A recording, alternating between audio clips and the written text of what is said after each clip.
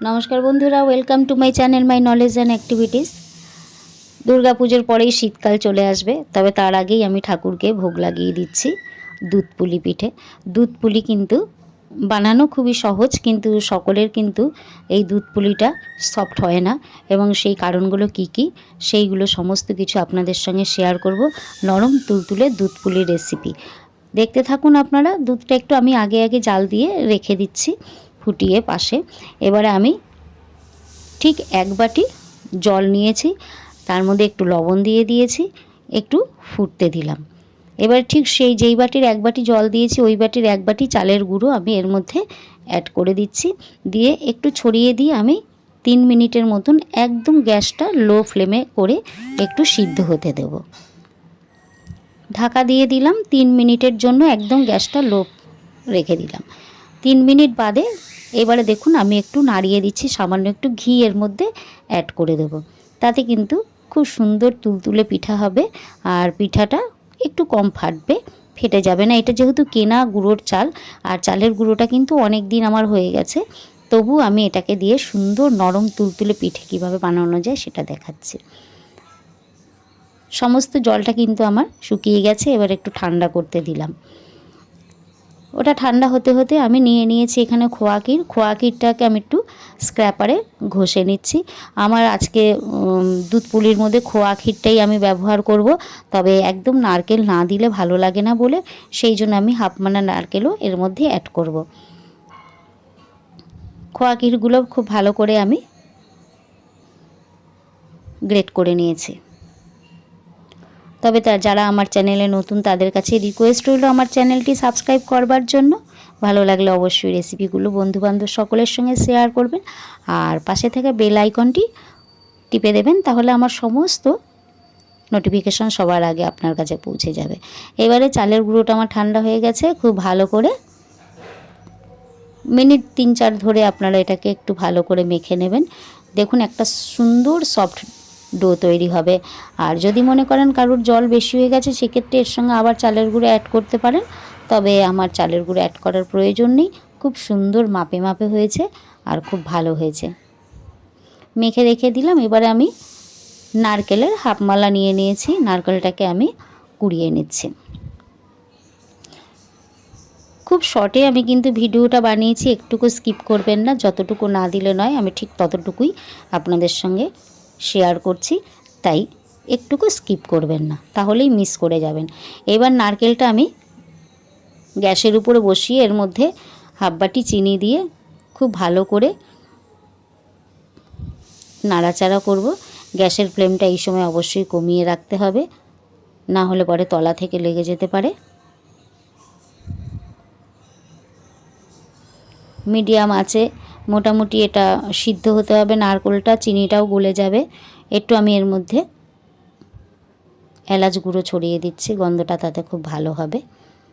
চিনিটা কিন্তু আমার খুব ভালো গলে এসেছে, আর দেখুন প্যানের থেকে ছেড়ে আসছে। আরও মিনিট 2 একটু নাড়াচাড়া করলে সুন্দর ডোটা তো ভেতরের ইয়েটা তৈরি হয়ে যাবে, পুরটা। নারকেলটা সিদ্ধ হয়ে পুরটা যখন তৈরি হয়ে যাবে, এর মধ্যে আমি গ্রেট করে রাখা খোয়া ক্ষীরগুলো অ্যাড করে দিচ্ছি। এবার আপনারা চাইলে সম্পূর্ণ নারকেল দিয়েও করতে পারেন, আর তবে খোয়া ক্ষীরটা দিলে কিন্তু খুব টেস্টি হয়। আর চিনির বদলে আপনারা গুড় ব্যবহার করতে পারেন। এখন অবশ্য খেজুরের গুড় বলুন বা পাটালির গুড় বলুন, এখন খুব একটা পাওয়া যায় না, যেহেতু এখনও ঠান্ডাকাল আসেনি। শীতকালে কিন্তু পিঠে পায়েস বেশি হয়, কারণ ওই সময় গুড়গুলো খুব পাওয়া যায়। আর খেজুরের গুড় বলুন আর পাটালি গুড় বলুন, ওই দিয়ে কিন্তু দারুণ টেস্টি পিঠা তৈরি হয়। আর একটু চিনি আমি অ্যাড করে দিলাম, তাহলে মিষ্টির পরিমাণটা একটু সুন্দর হবে। যারা কম মিষ্টি পছন্দ করেন তারা ওইটুকুতেই করে ফেলতে পারেন। আমি একটু বেশি মিষ্টিই বানাচ্ছি। ব্যাস, আমার কিন্তু খোয়া ক্ষীরটাও খুব সুন্দর জাল দেওয়া হয়ে গেছে।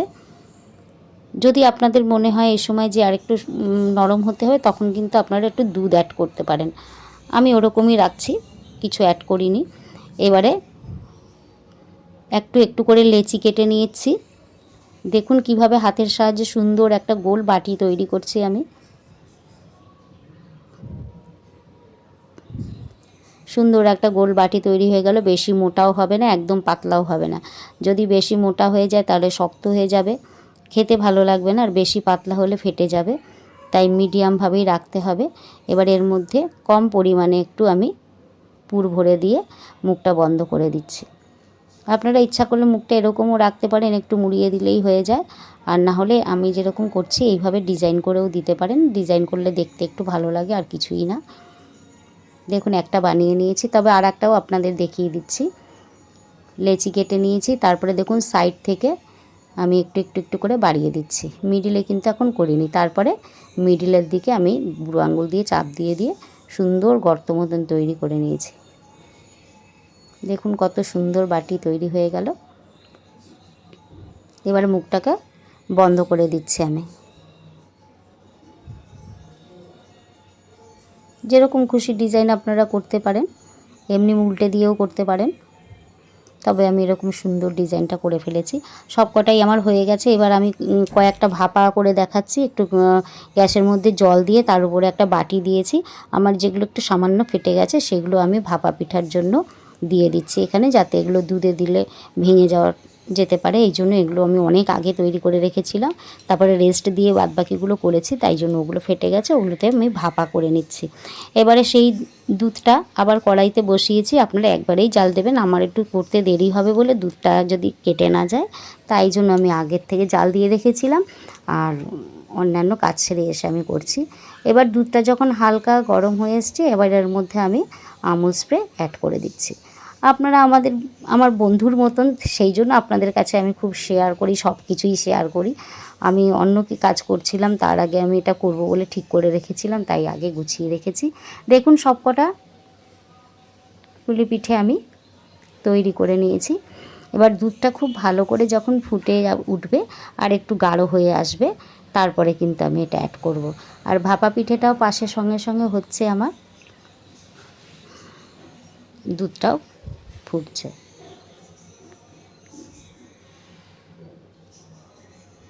এরপরে শীতকাল চলে আসবে। শীতকালে তো নানান রকমের পিঠের রেসিপি আগেও আমার শেয়ার করা আছে, আপনারা কিন্তু আমার ভিডিও থেকে পেয়ে যাবেন। পাটিসাপটা, পুলি পিঠা, নানান রেসিপি আপনারা পাবেন পিঠার। খুব ভালো করে ফুটে উঠলে আমি এগুলোকে ছেড়ে দিয়ে 3 মিনিটের মতন ঢাকা দিয়ে সিদ্ধ করে নিয়েছি মিডিয়াম আঁচে। আবার একটু উল্টো পাল্টা করে নাড়াচাড়া করে আর একটা পিঠা আমি সিদ্ধ করে নিচ্ছি। তবে দেওয়ার সঙ্গে সঙ্গে কিন্তু নাড়াচাড়া করা যাবে না, তাহলে পিঠেগুলো ফেটে যাবে। যখন সিদ্ধ হয়ে যাবে আপনিতে এগুলো উপরে উঠে আসবে।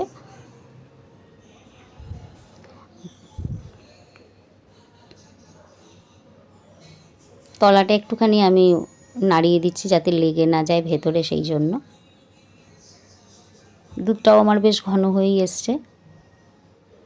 এবার আমি এর মধ্যে সামান্য একটু গোলাপ জল দিচ্ছি, খুব সুন্দর গন্ধ হওয়ার জন্য।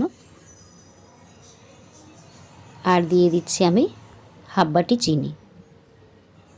এখানে আমার 500 দুধ আছে, সেই জন্য আমি এখানে 200 মতন চিনি অ্যাড করেছি।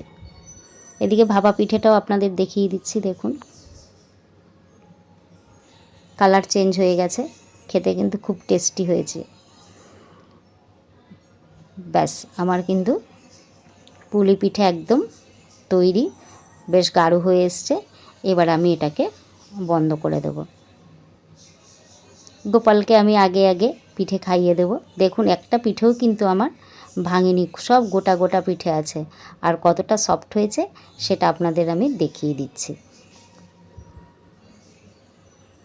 দেখুন কতটা সফট হয়েছে, দেখেছেন?